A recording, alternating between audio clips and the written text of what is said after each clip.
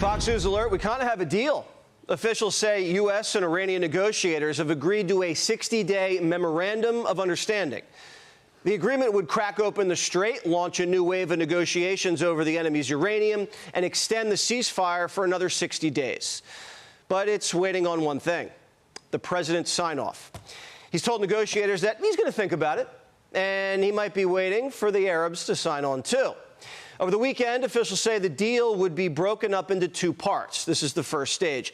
Administration sources tell Axios, quote, "This is an agreement to get everybody to the table. We will work out the details in the negotiations." The president will come into the second phase stern with his demands. Here's Scotty B in the briefing room today. Watch. He has several red lines, and Iran has to turn over their highly enriched uranium. They cannot pursue a nuclear weapon, and the Strait of Hormuz has to be free and open as it was before. So he's not going to take a bad deal. He's going to make a great deal for the American people. President's not in any rush. If the mullahs don't agree, back to bombs.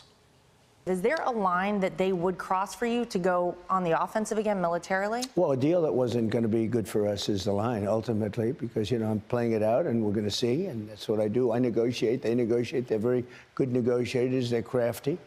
But in the end, we have all the cards. Over the last 48 hours, we've gotten into a couple of skirmishes. They tried laying mines in the strait. We blew up their boats. They shot drones. We knocked them out and their launchers. These rogue soldiers even lobbed a ballistic missile toward Kuwait last night, but it was shot down. Here's JD. These ceasefires are always a little messy, and sometimes the guys at the lower level aren't communicating with the guys at the top level. Sometimes people make mistakes. The president's been very clear that if we're fired upon, we're going to fire back. But if you compare the conflict now to where it was 5-6 weeks ago, I think the president's ceasefire is very much holding. The hardliners don't want a deal, but the regime, they need it. They have to shock some life back into the economy. A block of cheese over there, 8 million reals. 8 million. Inflation's killing them, worse than Biden. And Besson's squeezing them like a figure-4 leg lock. Treasury's even going after Iranian airlines, cutting off landing and refueling spots. The gay Ayatollah's on his knees, begging for unfrozen cash and sanctions drop.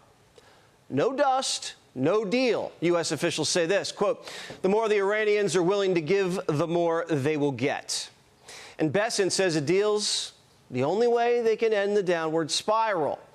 They can unshackle their economy and free up a lot of sweet crude for the rest of the world. Oil prices are down about 10% in May. There are almost 2,000 ships waiting to come out of the Gulf. And I think the oil market is going to be very well supplied on the other side of this, and that we could see prices come down very quickly. The price of oil is going down into the low 90s, and another day of record highs for the Dow, NASDAQ, and S&P. So the economy's holding up, and the midterms are around the corner. But the president's not thinking about that. He just wants the best deal. So if you wanted to play that game, then you would wait till the midterms are over, and then the following hour, you'll attack Iran because they cannot have a nuclear weapon. Most people agree with me on that. But then it gets maybe carried into, you know, the next election, whether it's a midterm or not. So you have a very short window for doing anything having to do with war. But I don't view that window. I view it, I have to do what's right.